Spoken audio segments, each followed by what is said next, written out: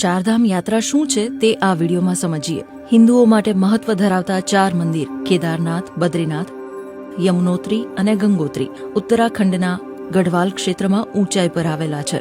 આ મંદિરો શિયાળો આવતા એટલે કે ઓક્ટોબર કે નવેમ્બરમાં બંધ થઈ જાય છે. અંદાજે 6 મહિના બંધ રહ્યા પછી ઉનાળાની શરૂઆતમાં એટલે કે એપ્રિલ કે મે મહિનામાં આ મંદિરોના દ્વાર ફરીથી ખોલાય છે. તેની સાથે જ ચારધામ યાત્રા શરૂ થઈ જાય છે. આ યાત્રાને ઘડિયાળના કાંટાની દિશામાં કરવાની માન્યતા છે. તે મુજબ યાત્રાની શરૂઆત યમુનોત્રીથી થાય છે અને પછી ગંગોત્રી, કેદારનાથ અને બદ્રીનાથમાં પૂજા સાથે યાત્રા સમાપ્ત થાય છે. યમુનોત્રી આ સ્થળ યમુના નદીનું ઉદ્ગમ સ્થળ છે.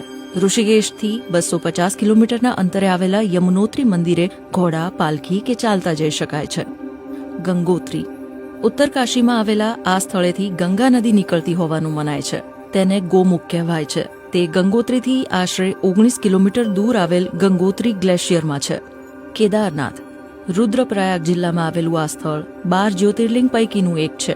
મંદિર સુધી પહોંચવા અંદાજે 18 કિલોમીટરનું ટ્રેકિંગ કરવું પડે છે. પાલખી કે ખચ્ચરથી પણ ત્યાં પહોંચી શકાય છે. બુકિંગ કરાવીને હેલિકોપ્ટરથી પણ ત્યાં જઈ શકાય છે.